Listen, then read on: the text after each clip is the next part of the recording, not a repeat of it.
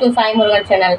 సింపుల్గా టేస్టీ అయిన masala egg curry వేడి వేడి అన్నానికి చపాతీకి చాలా బాగుంటుంది.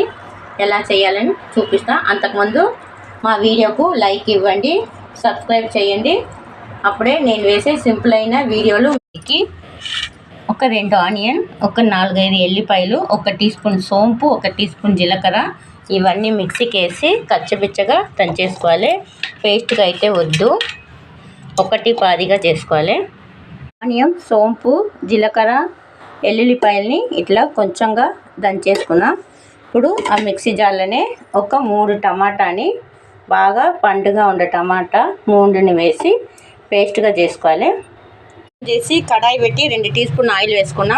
దీంట్లో మనం పేస్ట్ చేసి పెట్టుకున్న ఆనియన్, ఎల్లుల్లిపాయలు, సోంపు, జీలకర్ర ఇవి పేస్ట్ని దీంట్లో వేసి మనకు ఆనియన్ కలర్ మారిపోయినాయి, బాగా వేగినాయి. ఇప్పుడు దీంట్లో మనం పేస్ట్ చేసి పెట్టుకున్న టమాటా గ్రేవీ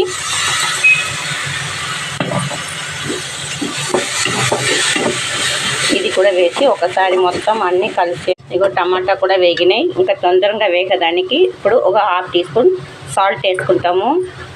దీంట్లోనే ఎక్కువ టైం అయితే ఇప్పుడు గ్యాస్కి ఎంత ప్రాబ్లం అవుతుంది. అందుకోసం గ్యాస్ అన్నీ సేవ్ చేసుకోవాలండి ఇప్పుడు ఉండే పరిస్థితికి. దీంట్లోనే కొంచెం ఫస్ట్ టమాటా వేగినాయి.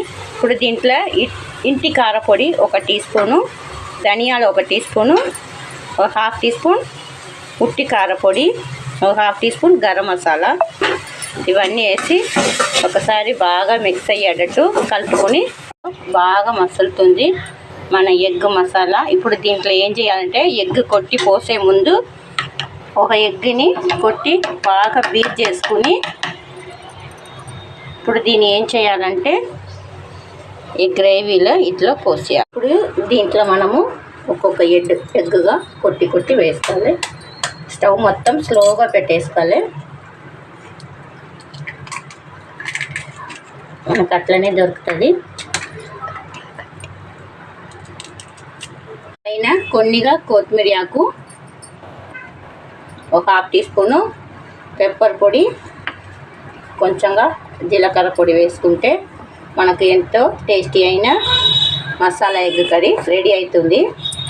చపాతీ రైస్ తోటి సూపర్గా ఎంత బాగా రెడీ అయిపోయినాయి మన ఎగ్ మసాలా ఎగ్ కర్రీ. సూపర్గా రెడీ అయిందా చూడండి. ఇవన్నీ 3 ఎంత బాగా వచ్చినాయి. టేస్ట్ కూడా సూపర్ ఉంటుంది. చపాతీకి అయితే ధూళి అవుతుంది. అయితే మీరు